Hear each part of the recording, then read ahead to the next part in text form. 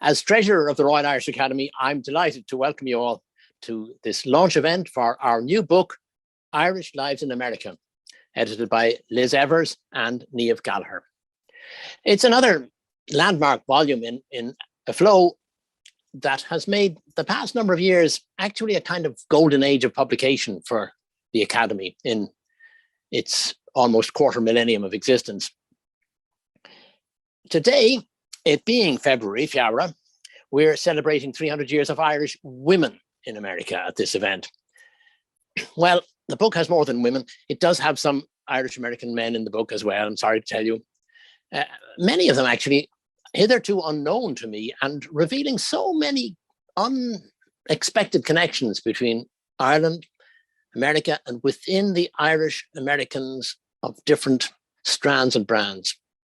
One example that I noticed, Alexander Brown, he migrated in 1800. He caught my eye. I suppose it's a professional deformation because his children founded the famous banking firm known as Brown Brothers Harriman, one of whose bosses in later years was Prescott Bush, father and grandfather of US presidents. Just one of the many hidden and unlikely connections. Who knew? But enough about men. Today is about Irish American women, from Bridgets to business magnates. And to moderate the event, we have none other than the Irish ambassador to the United States, Dan Mulhall. Now, among his many other achievements, Dan has had the luck, or unerring skill, I don't know which, to be appointed to the most vital diplomatic missions at the most interesting times. Ambassador to Germany during the financial crisis, and to Britain during the Brexit debates and referendum, and now Washington. Dan, take it away.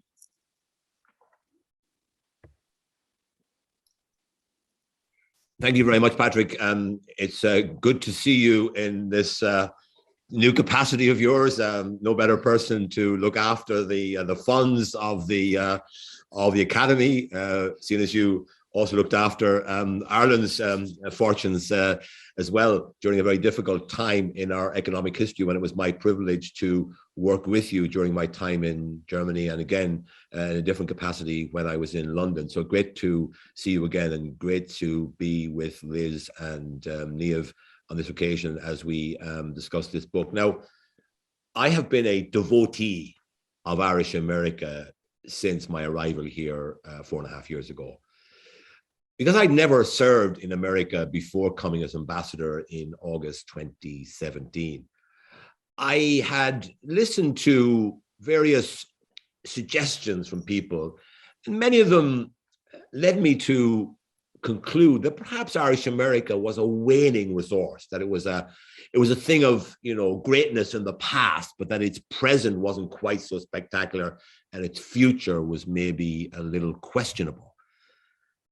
It's been a revelation to me, really, to travel all over this country and to come across Irish Americans, not just in the normal strongholds of Irish America in New York, Boston, Chicago, but in places as far afield as Savannah and San Antonio, Charleston, and the West Coast, and Oregon and Washington State, and to discover, and then more recently in Montana, to discover that all over America, you have this rich history of the Irish contribution to the creation of modern America. And that's why I was so enthusiastic when I was asked to contribute a foreword to this book, and when I discovered that they were going to bring out a collection of books that would highlight the Irish contribution to the United States. And when I looked at the selection of lives that have been chosen by the editors, Niamh and Liz, it brought home to me that Irish America is not just diverse in terms of its geographical spread, it's also diverse in terms of its historical horizon, from the very earliest days of European settlement in America to the present day. And also that, of course, the Irish have touched every walk of American life very strongly. And that's what this book really brings out. And that's why I think it's an important publication, an important contribution to the understanding of Irish America and of the Irish contribution to the United States. But I'm always interested in the lesser known stories. So, in other words, I focused here in reading this book and in my forward, focused on those sort of forgotten stories, the ones that have not attracted the kind of attention. We all know about the Irish influence in Boston, the police force and the fire service in New York heavily. We all know about the Irish involvement in politics, the Democratic Party mainly and other ways as well. But the thing that intrigued me about this book is that it brings us back to the very beginning, when most Irish people familiar with the story of the Irish in America as a Boston, New York, Chicago phenomenon would not be aware that there were Irish in this country from the very earliest days. And I think the story of Anne Bonny is one that I have to start with.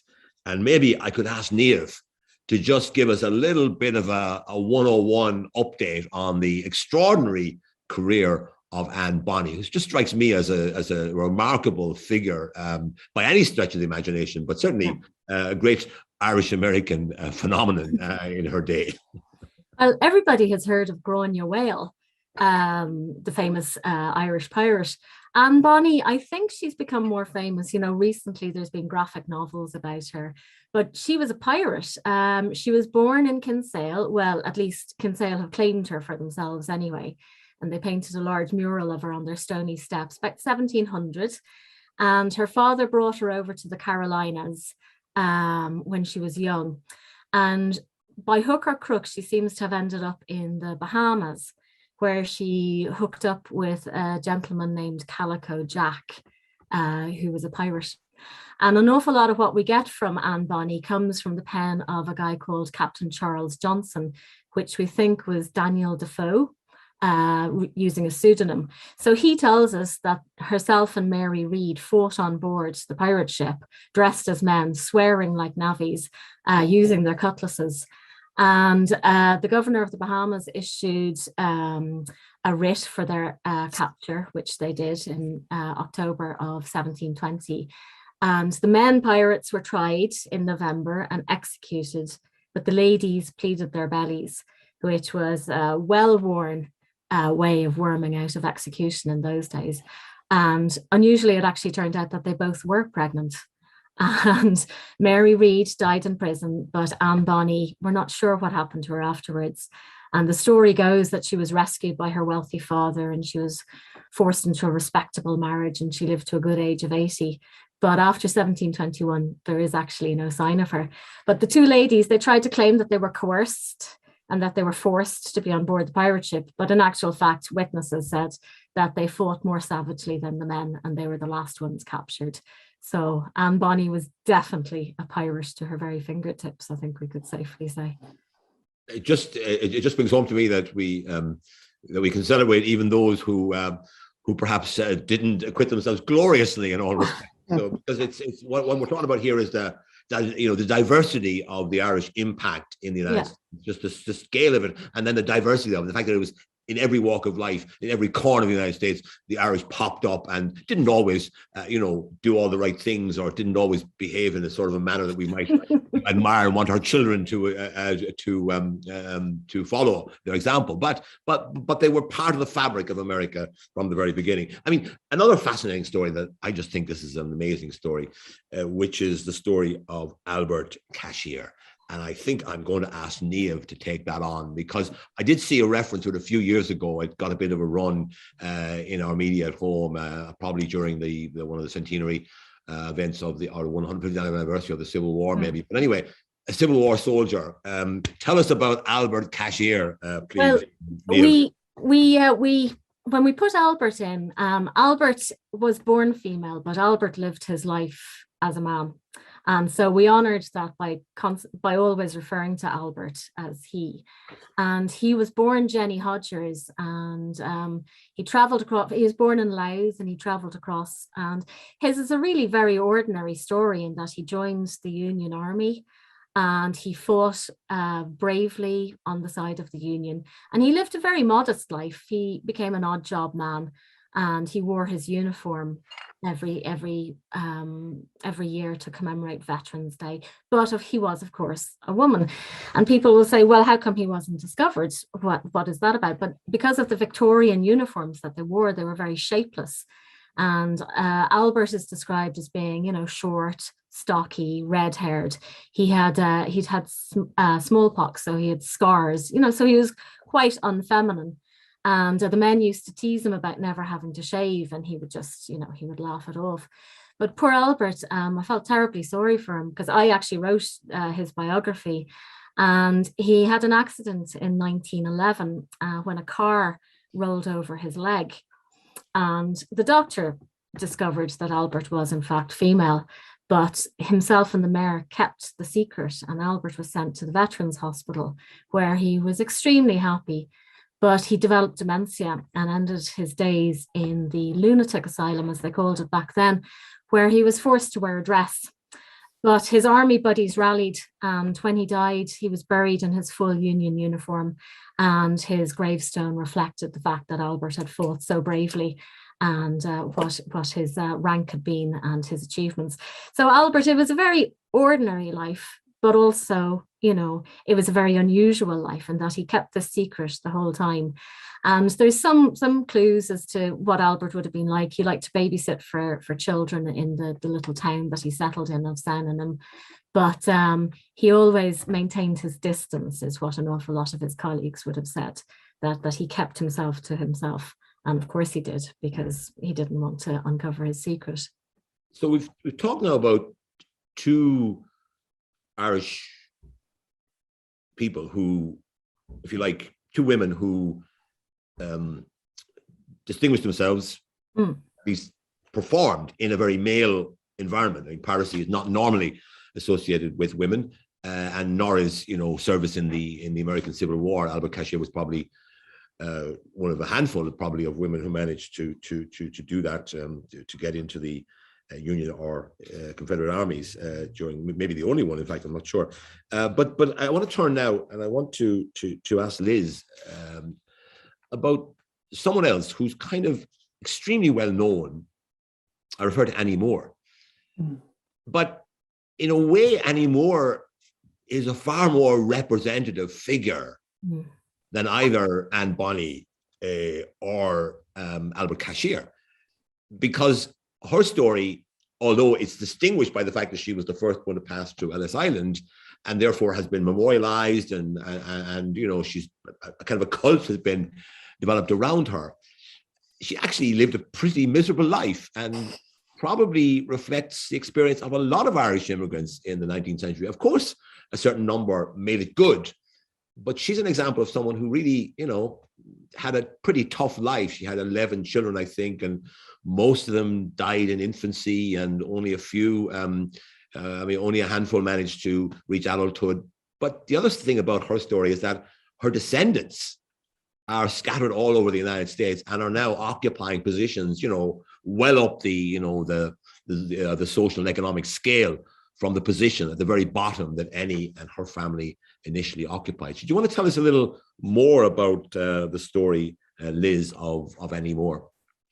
Yes, please. Annie is a very interesting character because, as you say, she does represent, and is a rare opportunity for us to include someone very ordinary in this collection. And she became famous because of being the first immigrant through Ellis Island.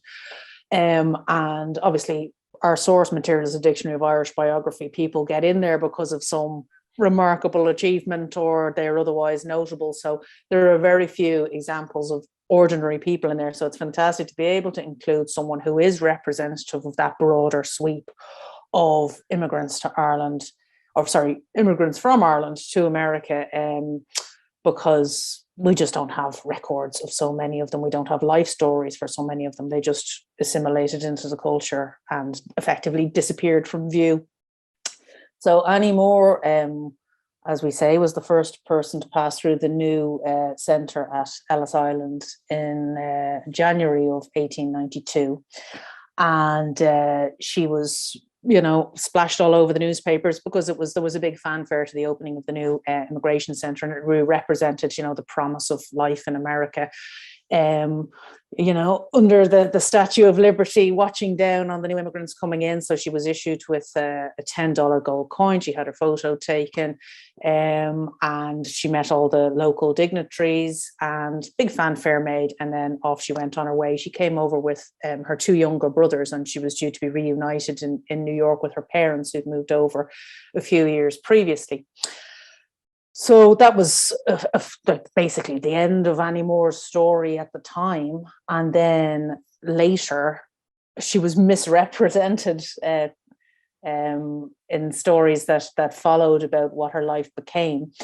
And for many years, it was erroneously reported that she headed west to Indiana, and then she made her way down to Texas, down to Waco in Texas, that she married a relation of Daniel O'Connell, and that ultimately she died at the age of 50 as being killed in a streetcar accident.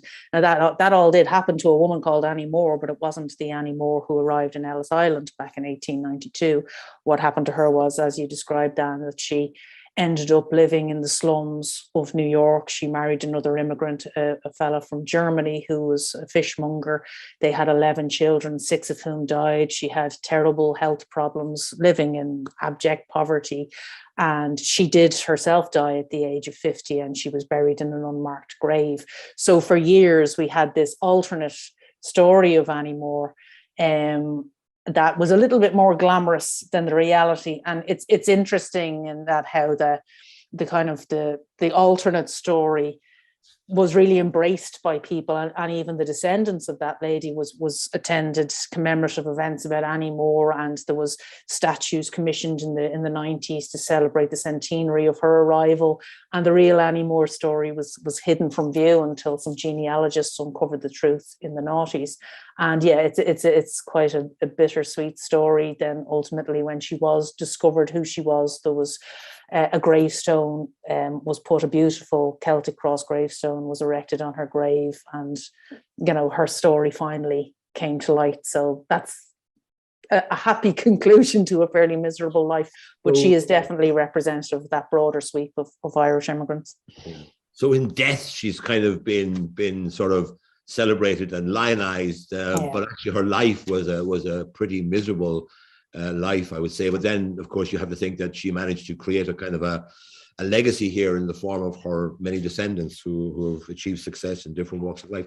I want to switch from New York, where Annie Moore spent her American life, to the West Coast, because I've started reading recently about the Irish on the West Coast. I visited Montana there a little while ago, and I was also in San Francisco, and I met some of the Irish there, and I started to think about it. And I've also been in I met all the Irish over in Seattle, and the story of Belinda Mulrooney is a fascinating one, because when I asked the question, well, how come Seattle has Microsoft, Amazon, Nordstrom, and Starbucks all headquartered in this kind of, not a huge city, far away from most places in America?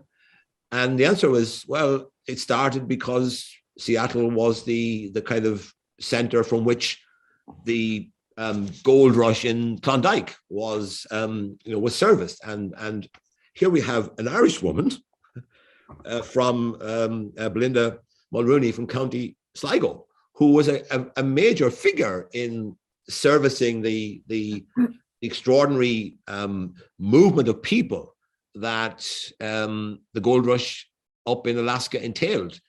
And I visited Alaska during the summer, and even then I've been to Juneau and places where Belinda Mulrooney operated, and even in summer it's not exactly, it's pretty, it can be chilly there even in summer. And I just imagine what it must be like in the depths of winter, and for most of the year, of course, it's snowbound and so forth. So it's an extraordinary story. Liz, do you want to say a few words about Belinda Mulrooney and the significance of her story? Because of course she connects then with the fact that today's Ireland and its connection with the United States is is driven a lot by economic and commercial links, by the investment of Irish companies in the United States, by the huge American investment in Ireland, and by the $150 billion in trade that crosses the Atlantic between the United States and Ireland every year, bringing great benefit to both of our peoples and both of our societies. But Belinda Mulrooney is kind of, in a way, sort of the start of that, if you like, an Irish woman who was involved in the business community in America at a very early age, at a very early stage in the history of the western part of the United States. I'll defer to Niamh because she is a huge Belinda Mulrooney fan. Excellent. Oh, very good. Sorry, I wasn't aware of that. Good. I actually am. My colleague wrote Belinda, and I envied him the whole time he was writing her. It was when we were back in the office, and he was sitting chuckling for days about Belinda. I mean, we talked about Anne Bonny being a woman in a man's world in Albert Cashier. Belinda actually ruled the man's world. I mean, that's what she did. And as you say, she started in Sligo. And I like to think that she was strong-willed rather than troublesome from the start. She was kicked out of school in Sligo for fighting with the teacher. And then when she went over to join her parents in Pennsylvania, she fought in the schoolyard with the children there too because of her Sligo accent. So she knew her mind. Her father was a coal miner, and Belinda refused to pursue any feminine pursuits at all. She left home at 17. She went down to Chicago and she hired out land to a Ferris wheel for the World Fair. She then took the steamboat, was a stewardess on the steamboat to Alaska, and they discovered that she was running a sideline in luxuries. She was getting off at the ports and she was selling luxuries to the ports in Alaska. And then she made the 600-mile journey up to Dawson City in the Klondike, which is extraordinary. She packed up horses and she climbed 20 times over 3,000 feet. So, I mean, she was a determined woman, and she didn't bring foodstuffs and, other sort of basics that you might think. She brought hot water bottles and silk undergarments so that the gold miners who were, making out like bandits could buy luxuries for the ladies in their lives. And she opened up hostels, and then she opened up a hotel, and she was wonderful. She would get paid in gold dust, and she had her scales weighted so that the gold dust was always weighted in her favor. And she would have the floor of the bar swept every evening, and she would make maybe $100 in sweepings just from the gold dust that fell off the miners. And at one stage she was worth over $1 million and was the richest woman in the Klondike, and even established her own bank. But she married Count Carbonneau, who was posing as a count, and he defrauded her. And she built herself a mansion, and she moved her parents down in Washington. But polite society didn't like Belinda because she put her feet up on the table and she drank whiskey and she smoked cigars and she swore. And her family and embezzlement and the money just drifted away. And she ended up cleaning steel welders in Seattle, in the shipyards of Seattle, which she loved.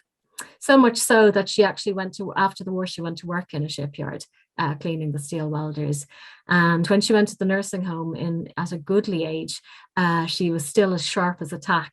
And people would come and chat to her about her amazing, amazing life, absolutely extraordinary. So she only died in 1967, which to me is, incredible that somebody lived through all this gold rush up in the Klondike and had this rich and exotic life and, died within living memory. It's amazing.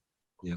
Well, that is a fantastic story, and I'm glad that I gave you a chance to tell it, because you tell it very well, and it is a fantastic story. Has there been a biography written of Belinda? Do you know Belinda Mulrooney? I'm not sure there has. Wasn't there the Klondike TV program though, and I think she featured in that, didn't she? I think she did. Yeah. So the character in that. Yeah. Anyway, Liz, I know that you're going to be able to help us on this one because you wrote one of the two biographies I'm going to ask you about. But it's very appropriate, it seems to me, discussing this, because we're now in Oscar season, and with Irish actresses doing so well, Jessie Buckley having been nominated for an Oscar, Katrina Balfe, having starred or performed extremely well in Belfast, and then you have Saoirse Ronan and Ruth Negga and many others. So I'm going to ask you, but before I do, I'm going to say that to the audience, if any of you have a question that you want to put to any of the panelists, please put it in the Q&A, and I'll try and get around to as many of the questions as I can. So I'm going to ask you about two sort of Irish women who really had major careers on the the Hollywood screens, Geraldine Fitzgerald and Maureen O'Hara. Could you just tell us about how those two Irish women managed to make this huge breakthrough to become, among the most iconic actresses of their generation? Absolutely. Yeah. Maureen O'Hara never won an Oscar. She was, which she wasn't very pleased about, it has to be said. She felt robbed at various points in her career, but she was eventually given an honorary Oscar at the tender age of 94. So she really had to wait. She had to hang on in there to get her recognition, and then she died the following year. But yeah, so the two ladies, so Maureen O'Hara and Geraldine Fitzgerald, have kind of a lot of similarities in a way in terms of where they came from. They're both from fairly well-to-do families from the south side of Dublin, very close in age. Geraldine Fitzgerald was just a few years older than Maureen O'Hara, and who was also a Fitz. She was a Fitzsimon, so even the names are similar, both good Norman names. But Maureen O'Hara started her career working at the age of 14. She joined the Abbey, and she was then discovered at the age of 17. So really before she got to perform on stage properly, she was just doing bit parts and basically sweeping up behind the sets. So she didn't really get her turn on the board. She was straight into the movies. Geraldine Fitzgerald had a little bit more of an illustrious career. She didn't move over to the States, so she was in her mid-20s, and then she went to New York and she performed on stage, and one of her first roles was in Heartbreak House with Orson Welles. So that was a great start to her career. Maureen's first was a bit part in a bit of a tacky little musical called My Irish Molly, but she did then manage to land a couple of great roles, Maureen O'Hara, in her early career. Her first film was Jamaica Inn, fabulous film directed by Alfred Hitchcock and starring alongside Charles Lawton. And then she was in The Hunchback of Notre Dame, of course, as Merelda. But then, unfortunately, things kind of went downhill when she got her contract then was sold to RKO, and she ended up doing a succession of kind of mediocre pictures. And she was very much there because of her beauty, and she really felt deprived for a long time that she didn't have access to the same kind of quality of roles as other actresses who came in via the theatre. And Geraldine Fitzgerald was one of those actresses. Now, Geraldine Fitzgerald didn't fare very well in Hollywood either, because she didn't have the best opinion of Hollywood. And when she did eventually segue from the stage in New York into Hollywood, she made sure she went into Warner Brothers, and she made sure that she had a contract that basically let her off for 6 months of the year so she could continue performing on stage. So she was very canny about that, but she did end up being punished by Warner Brothers, who cast her in lots of B movies. And eventually she just left Hollywood in the 1950s and moved to New York permanently, and very much made the theatre her home. Whereas Maureen, obviously her career heights were in the 1950s, when she did get a few more good roles, and particularly in John Ford movies.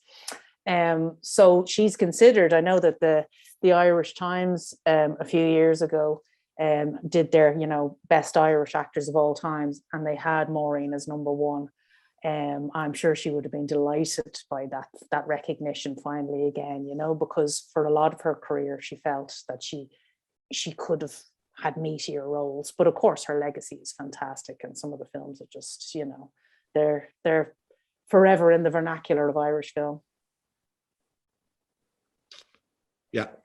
Well, thank you for that. That's great, and it's great to have so many contemporary Irish actors, making names for themselves on stage and screen around the world, because it'll help to establish Ireland's profile when we have people of that caliber making such success of their careers in a very competitive environment that is the stage and screen.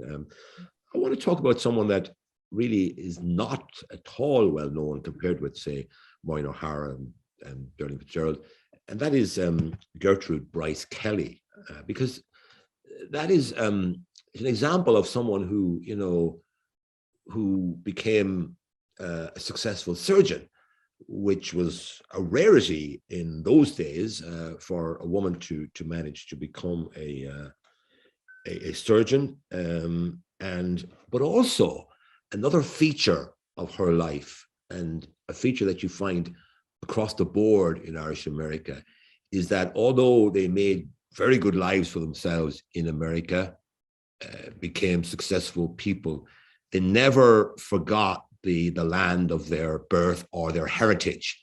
And so many of these people, you know, continued to be very, very strong supporters of Irish independence, although, you know, you might have expected they might have been, you know, drawn away into the kind of the attractions of success in America at that time, a time in the country is America was really booming and becoming the kind of world power that it became after the First World War. And yet someone like Gertrude Brice Kelly was devoted to the cause of Irish independence. Who'd like to take up her story and give us a few further insights into it? I'll take Gertrude. Yeah, she's a fascinating person altogether, and we don't have a huge amount of information still on her. She was overshadowed for a long time by her brother, who was one of the innovators of alternating current. So he was a very prestigious scientist as well. So she moved over to America when she was just 11 years of age. She's originally from Carrick-on-Shore, but they were a family that had a lot of emphasis on education, and they were also very much a nationalist family. And they settled in New Jersey, so the whole family moved over. And she started her career working as a school principal, but then she decided to study medicine. And she's obviously incredibly intelligent and driven, because she then became a demonstrator in anatomy, and then she became a surgeon. And she was, as you mentioned, she was one of the first female surgeons in New York.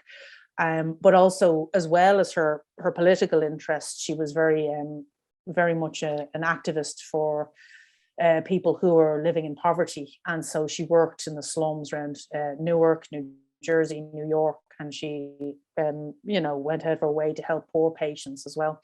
But yes, she was definitely a political radical, maybe too radical for some people. And she was at one time the president of Cumann na mBan, and she was also involved in the United Irish Women. And herself and Muriel McSweeney, and they tried to actually take over the Irish consulate in New York at one stage as a protest. I couldn't prove that kind of thing at all now. That would be, that would be a very bad. That'd be a very bad idea. I don't want anyone following that kind of example, hey? Well, that's it. But they were protesting against the Free State. They were, yeah. And that was 1923, so they were very much on the anti-treaty side. Of course, right. Yeah. Well, look, that's fascinating. I want to move on to two other women who feature in this book, and I'm talking about Mother Jones and Margaret Maher. Now, I have connected with both of those women's legacy during my time here in the United States, because my first time visiting New Orleans, my first year in the United States, I, together with our honorary consul there, Judge Jim McKay, I visited the memorial to Margaret Maher that's located prominently in today's New Orleans, where she's still remembered. And I looked into her background, and she's an extraordinary profile in New Orleans as a huge philanthropist, someone who really was widely loved and highly regarded by the people of New Orleans. And when she died, her funeral was a huge event, and they built this very impressive memorial to her. Not many 19th century women had memorials devoted to their memory. And then, of course, Mother Jones. I visited Mother Jones's grave in southern Illinois, together with together with a colleague of mine. And the amazing thing about Mother Jones's memorial, or her tomb, her grave, is the scale of it. It's absolutely massive scale. And it was built during the Great Depression. So the miners that she spent her life serving gathered the money, gathered funds during the Great Depression when everyone was on their uppers, and built this extraordinary memorial to Mother Jones, thereby highlighting her importance and the way she was venerated. And even today, there's a plan now to erect a memorial in Chicago to Mother Jones.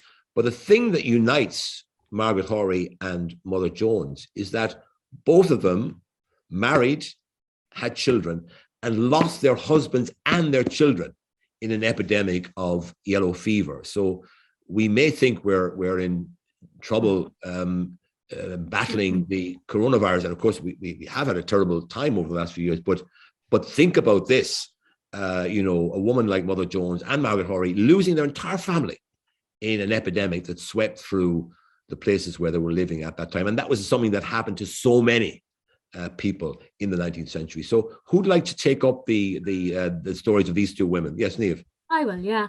I mean, Margaret and Mother Jones, they're two women who had revolutionized where they lived and their social circumstances, but very, very different. I mean, Margaret had a terribly sad life, and it's one that could have crushed her. As you say, the yellow fever, it took her parents and left her orphaned at the age of 9, and she was illiterate, and she had to work as a domestic.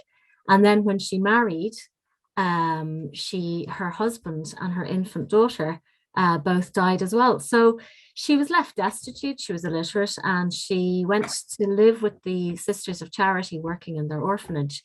And who would have suspected that she'd be such an entrepreneur? She borrowed from the local parish priest, she borrowed money to buy 2 cows, and she used the milk to feed the orphans and sold the surplus, and ended up with a dairy of over 40 cows, which she then sold and bought a bakery, which ran over 4 floors and employed 40 people at one stage. And New Orleans, as you say, her funeral was enormous. There was, all the local dignitaries carried her coffin, and the local newspapers were edged with black to signify the sorrow. And you said about the statue, it's the first statue publicly erected of a woman in the States, I think it is.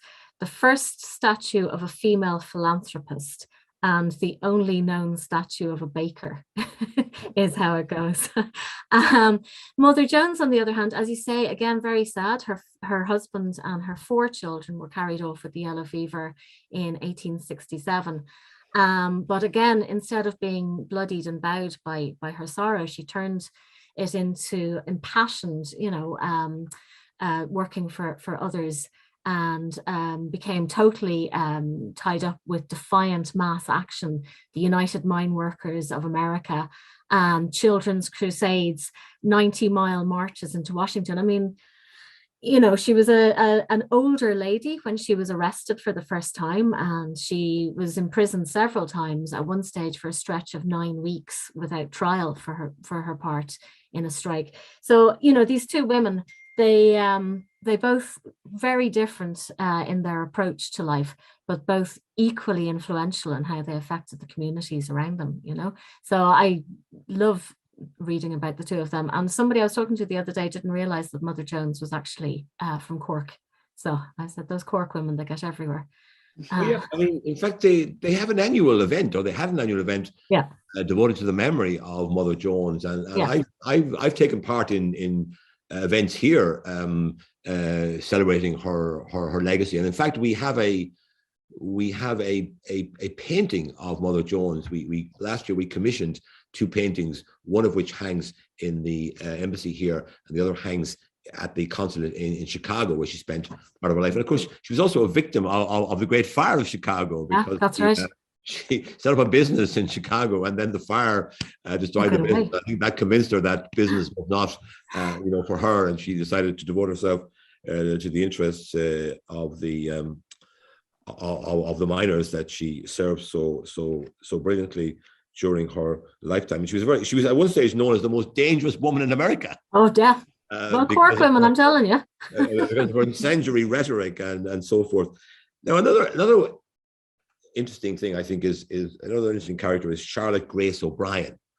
And she was the daughter of the Young Ireland leader, William Smith O'Brien, who was transported to Australia together with Thomas Francis Maher, and they were incarcerated. They were held in Tasmania for a number of years, and then both of them ended up moving to America.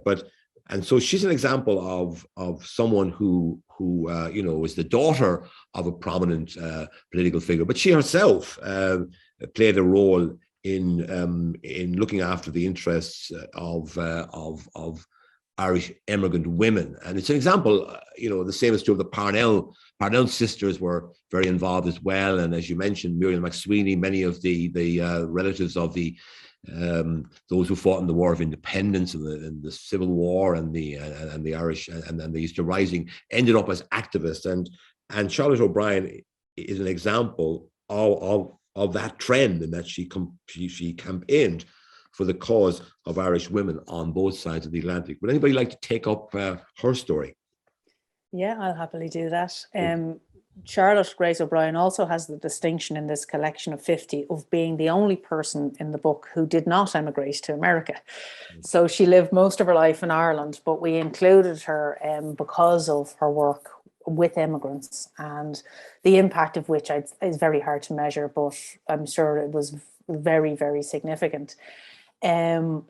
Because obviously post-famine, the number of women emigrating to America shot up, and it was prior to that, it had been a majority men, and then post-famine, you had at least 50% of the people emigrating from Ireland in vast numbers being women, and a lot of them were traveling on their own, not necessarily with their families, and there was they were ripe for exploitation. And so Charlotte Grace O'Brien made it her life's work to try and inform and protect these women who were putting themselves potentially in serious danger by leaving home. Even before they left Ireland, they were in danger because they were going to stay in these boarding houses in Cove before getting on their ships. They were awful, grim, overpriced places where everyone was trying to get the little bit of money they had from them. Then the awful conditions on board the ships, then the conditions that they were going into, the slums around the docks, the potential exploitation that was awaiting them when they landed in New York.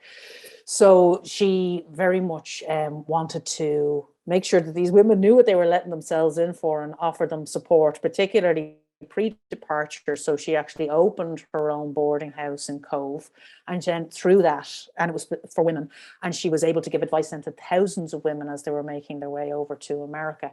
So as I say, it's hard to measure the impact, but hopefully it filtered through those people to their connections and just made them a bit more savvy about what they were letting themselves in for, because it was such a huge undertaking in the 19th century to get on one of those ships and say goodbye to your family. And I mean, Ireland was unusual in that single women traveled as immigrants across the Atlantic. Most countries that didn't happen, but in the Irish case it did. Mainly they were going to be reunited with relatives across the Atlantic, but that didn't always work out that well. So you did have a vulnerable population of young Irish women traveling across the Atlantic on their own, not accompanied by husbands or other family members. I want to come to a final story, which I find intriguing, because it connects with today's Irish link with the United States, which a lot of which is in what we call the high-tech area of, IT and medical devices, software, and various other advanced technologies. And I want to refer here to the career of Kay McNulty, who was a pioneering computer programmer. And in fact, she only died in 2006, so she's a relatively recent figure from history. But it's an extraordinary story. And in fact, I know when the Museum of Irish Emigration in Dublin did an exhibition there a few years ago, together with the Department of Foreign Affairs, they featured Irish women, and one of the women featured in that was Kay McNulty, and we actually featured her at the embassy and in an exhibition that we put on here of the Irish American, or the Irish women that made an impact in America. So who'd like to tell us a little bit more about the career of Kay McNulty, establishing that Irish presence in the high-tech world, which is so prevalent today. Wherever I go, I meet people in the major IT companies who are Irish and have moved over, having worked with them in Ireland, and moved over to San Francisco or to Seattle or somewhere else, now working for multinational companies here in America. Who'd like to talk about Kay McNulty? Yeah, I'll take her. I mean, Kay McNulty is a pioneer in one of the true senses. in that she was at the forefront of computing. And when I was reading up on Kay McNulty, when we were researching for the book, I was outraged on her behalf, really outraged, because she was a brilliant mathematician. And in World War II, when there was a shortage of men because they were fighting, she was brought in to work on what was called the Eniac machine, which is the forerunner of computers. And she and these women, they programmed it. They worked on the subroutines. They each missile trajectory had to be calculated and would take up to 40 hours from an individual woman. And these women worked for 40 hours on a single missile trajectory, and there would have been hundreds of these to work out. And when the machine was put into place, it was blueprints. There was no manuals. So the ladies actually helped to put the manuals in place and design it. And because there was no memory capacity, Kay McNulty was the one who recommended and suggested subroutines so that the machine would have learned behaviors and it wouldn't have to be reprogrammed from fresh every single time. But when the machine was launched and unveiled to the public in 1946, the ladies were reduced to what was called refrigerator dollies. You know, they were sort of, you know, here is the machine, look pretty and stand there while the gentlemen took the applause. And even on the 40th anniversary of the machine being introduced to the public, Kay was the only one who was invited. And it wasn't in her capacity as a scientist, it was because her husband had been one of the engineers working on it. So a really brilliant mathematician whose role was just foundational in modern computing. And fortunately, her place has been reclaimed, as you say, exhibitions and documentaries. And I'm delighted that, you know, in the 21st century, we can say that actually Kay McNulty from Donegal was one of the foundational people there at the birth of computing between, you know, in 1942. So an extraordinary story. No, it is a fantastic story, and I'm delighted that you highlighted it in this book because she deserves every attention that you give her, and more indeed. I hope that there'll be more study done of Kay McNulty's career now that she's been brought out of the shadows. There's a question from Patrick Fitzgibbons. A more general question, I suppose, that either of you, both of you can answer maybe, or which is, what was the criteria for selecting the final 50 individuals? I know that I checked at one stage and there were 450 individuals in the dictionary who died in America. So no, not all were Irish born, but probably most were. So what was the criteria for selecting the 50 that finally made the cut and appear in this book? I'll take that one. So yeah, the figure is somewhere between 400 and 500 people that we had to choose from, because just searching for where they had their career in America. So I see someone else asked a question about the Parnell sisters. Now they're not included in this volume, but they did both obviously have some involvement in America. So they would have been potentially considered, though I don't think their careers necessarily were as extensive as the people that we did choose. So we had this vast number to choose from in the Dictionary of Irish Biography. And I suppose, first off, we wanted people to be Ireland-born migrants to America who impacted American culture, society, or political life, not necessarily positively, but just that there was an impact there to be demonstrated. We wanted a selection that captured a really broad view of Irish America and the different waves of migration that created it. And earlier on, we talked about just that span of history that's covered there. So it's about 350 years. Is all included. Our earliest entry there is James Logan, who was the chief advisor to William Penn, founder of Pennsylvania, and he was born in 1674.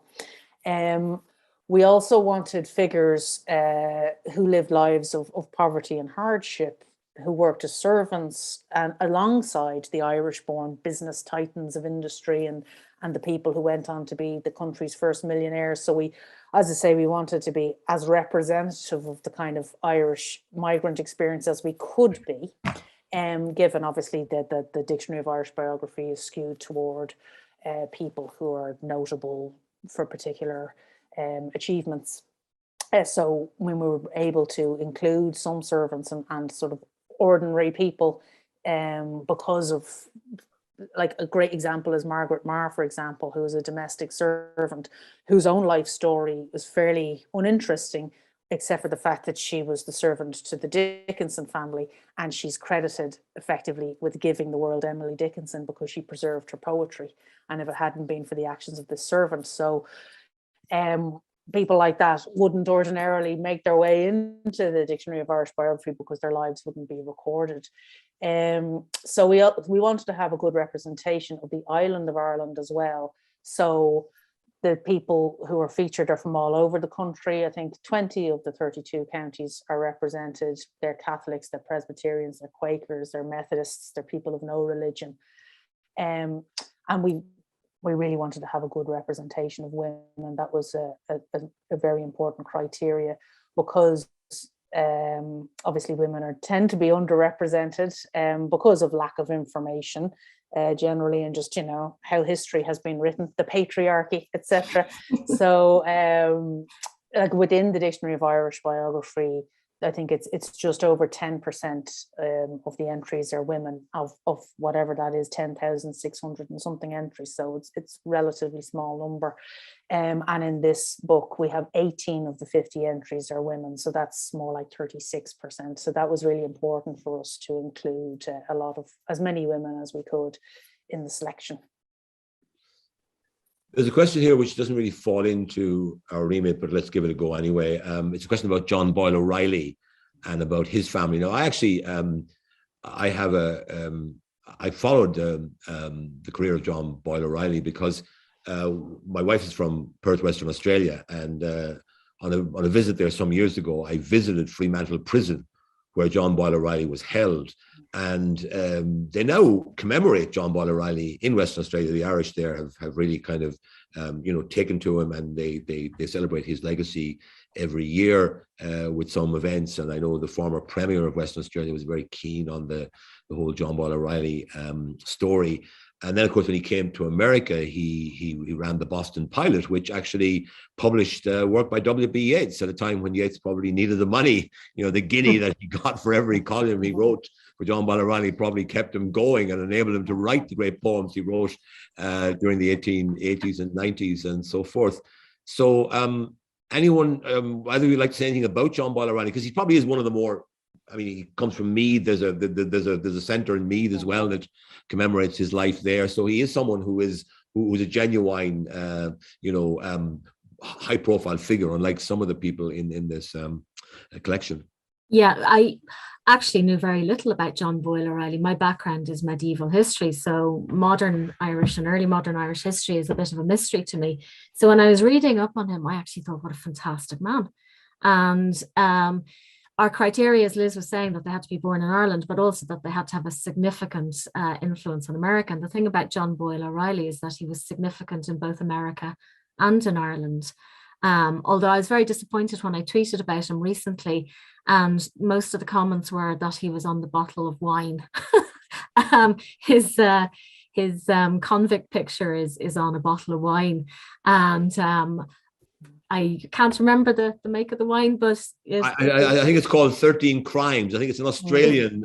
Is that the one? I actually came across it recently. I was fascinated by it. I couldn't quite work out how it happened, but somebody got the idea of issuing a series of wines with different sort of images of those transported. Mind you, my wife will tell me that in Australia it's a badge of honor to be descended from somebody who was transported to Australia for it's something that they celebrate now rather than or in any way nervous or reticent about. Yeah, so somebody has just put up it's 19 crimes. There you go. I guess it's 19 crimes. Okay, fine. Crimes around. There's never a sort of crime. Yeah. Okay. Well, look. I think we're coming towards the end of our hour, but I just want to make one more kind of comment, if I may, and that is that one of the highlights of my time here was when I was invited out to Utah, not a place with a huge Irish connection, but I was invited out to mark the 150th anniversary of the completion of the Transcontinental Railroad. And I was invited because 10,000 Irish workers labored on that railroad going from Omaha, Nebraska to Promontory Point in Utah. And then on the other side, the one that came from the West Coast, from Sacramento to Promontory Point, 2,000 Irish worked alongside 10,000 Chinese workers on a very difficult stretch through the Sierra Nevada and so forth. And that made me realize that those 10,000 people, those 12,000 Irish people, we know nothing about them because they left hardly any record behind them. And that's why I think it's so important to do what we can. And I also visited Leadville up in the Rocky Mountains, about 2 hours from Denver. It's the highest town in America, the highest incorporated town in America. It's about 11,000 feet. And I was brought to a cemetery there where there were 2,000 Irish miners buried in unmarked graves. And through our immigrant support program, we provided the local community in Denver, who raised money with funding to build a memorial that would at least record the names of those who died and are buried in unmarked graves. And that's why I think ventures like this, Irish Lives in America, the work that the Royal Irish Academy does on the Dictionary of Irish Biography in recalling to mind, of course you can never recall to mind in the individuals who with their hands, with the sweat of their brow, literally connected America from east to west. But at least we can discover people who might not be household names in Ireland or in America, and we can bring those back to memory. You know, John Mulvaney and Mary Ann Sadler and Margaret Maher and these people. So well done to both of you and to the Academy for doing this bit of work.